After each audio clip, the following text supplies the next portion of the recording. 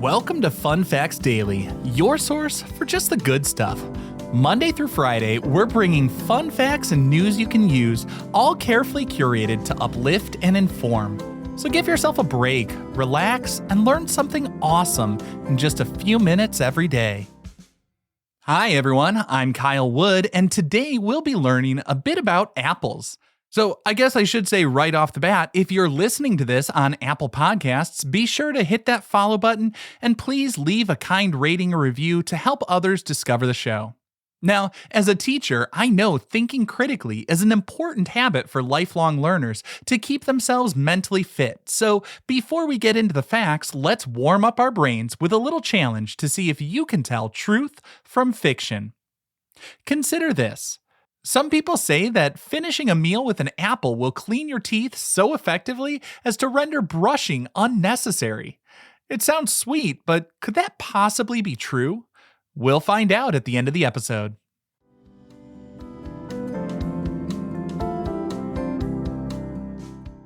Now for your word of the day.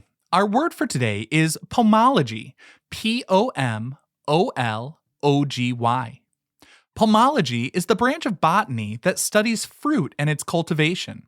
Specifically, it focuses on the scientific study of fruit trees and the growing of fruit.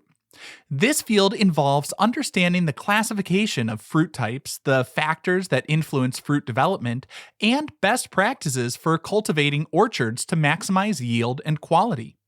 The word pomology comes from the Latin word pomum, which means fruit or apple, and the Greek suffix logi, meaning the study of. So, literally, pomology is the study of fruit. Interestingly, the word pomum has been used broadly to refer to pretty much any kind of fruit, just as the word apple has historically been used as a generic word for all sorts of fruit, except for berries, but including nuts.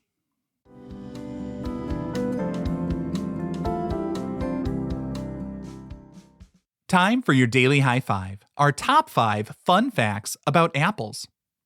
Number 1. Apples are surprisingly buoyant because about 25% of their volume is just air.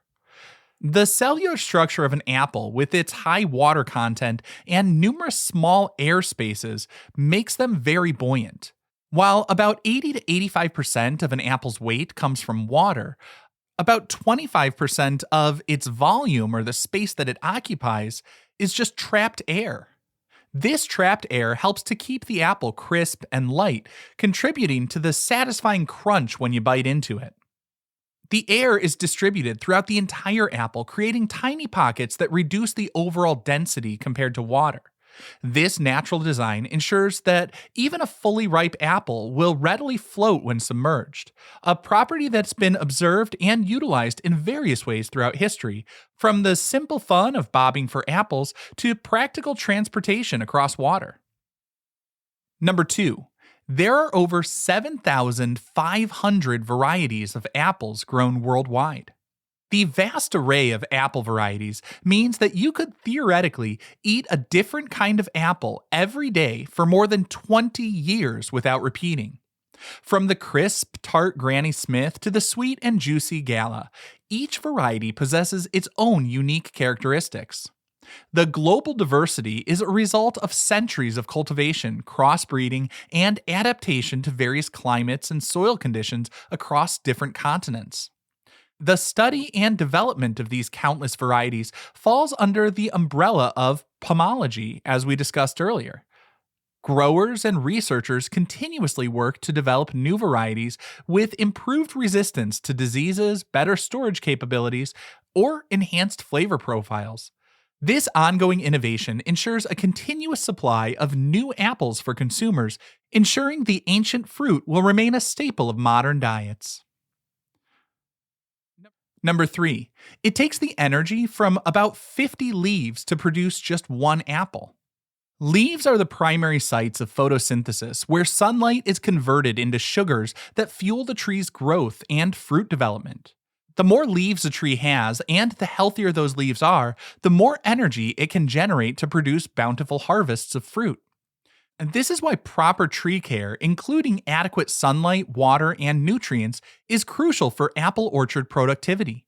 Each leaf acts as a miniature solar panel, contributing its share of energy to the tree's overall metabolic demands, including the complex process of ripening fruit. It's a remarkable example of nature's efficiency and the intricate balance required for agricultural success. Number 4, the iconic Apple logo for the tech giant Apple was inspired by a real apple, referencing Sir Isaac Newton's discovery of gravity. The first logo, designed by Ronald Wayne, depicted Isaac Newton sitting under an apple tree, reinforcing this historical connection.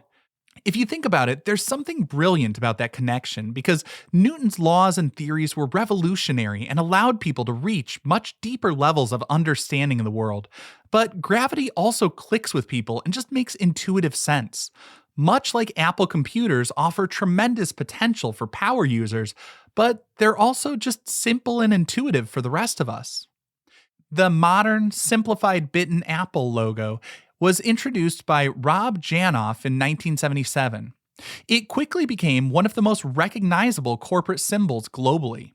The bite taken out of the apple in the logo is not just a cute design choice. It's actually also kind of a clever play off the word byte, B-Y-T-E, a unit of digital information connecting the natural fruit to the world of technology. The company's founders, Steve Jobs and Steve Wozniak, initially considered other names, but they settled on Apple as a simple, approachable, and memorable name that broke with the typical tech jargon of the era. It's a perfect example of how great logo designs often seem very simple, but they're the result of a lot of thought and attention to details to make the most out of every element. And our fifth and final fun fact for today actually once again brings out connections to apples in pop culture, the corporate world, and fine art. The Beatles record label, Apple Records, was founded in 1968, and its famous green apple logo was inspired by a Rene Magritte painting that Paul McCartney had owned. Apple Records was established by the Beatles themselves as part of a larger multimedia corporation called Apple Corps Limited. The band envisioned it as a creative outlet for themselves and a place where they could nurture new talent, offering artists a unique and artist-friendly environment. The very first single they released on the album was Hey Jude in 1968, which became an instant global hit. The distinctive Apple logo on their album covers, a green Granny Smith, was inspired by a painting called Le Jeu de Mort, which would translate to The Game of Mora, a 1966 painting by the Belgian surrealist artist Rene Magritte. Paul McCartney purchased this painting, which depicts a large green apple with the words au revoir, or goodbye, inscribed on it. McCartney had been a big fan of Magritte. He loved the way that Magritte had a way of playing with words and images and ideas. And this artwork directly influenced the visual identity of Apple Records, making it one of the most recognizable symbols in music history.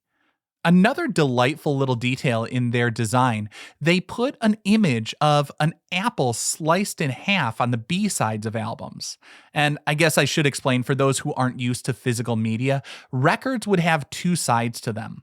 One side would be labeled the A side, and around the 1960s, record companies would load the A side of the albums with music they wanted radio stations to promote, and the B sides, the other side of the album, was often seen as lower quality or filler, although it's worth noting that many artists, including the Beatles, would put great songs on the B-sides of their records.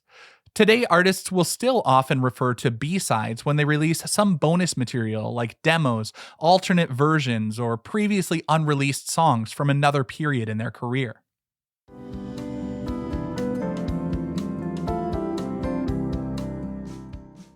Now for some news you can use. If you want to keep your apples fresh and crisp for as long as possible, the best place to store them is in the crisper drawer in your refrigerator.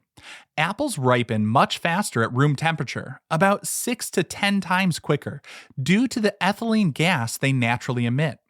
Keeping them cold slows down this ripening process significantly, helping to maintain their texture and flavor for weeks or even months depending on the variety. It's also important to store apples away from other fruits and vegetables that are sensitive to ethylene gas, like bananas, avocados, and onions, as the gas released by apples can cause these other produce items to ripen and spoil more quickly. When storing apples in the fridge, it's best to keep them loose or in a perforated plastic bag to allow some air circulation while still retaining moisture. And also, always check your apples periodically to remove any that show signs of bruising or decay, as one bad apple truly can spoil the bunch by releasing even more ethylene gas that accelerates the ripening of its neighbors.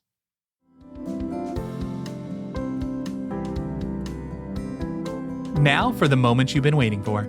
At the beginning of the episode, I asked if it's true that apples are really nature's toothbrush, and if finishing a meal with an apple would clean your teeth so effectively as to render brushing unnecessary.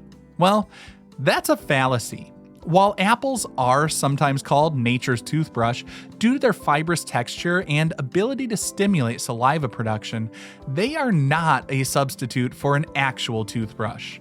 The crunchy texture of an apple can help to dislodge some food particles and stimulate saliva, which naturally helps to rinse the mouth and neutralize acids.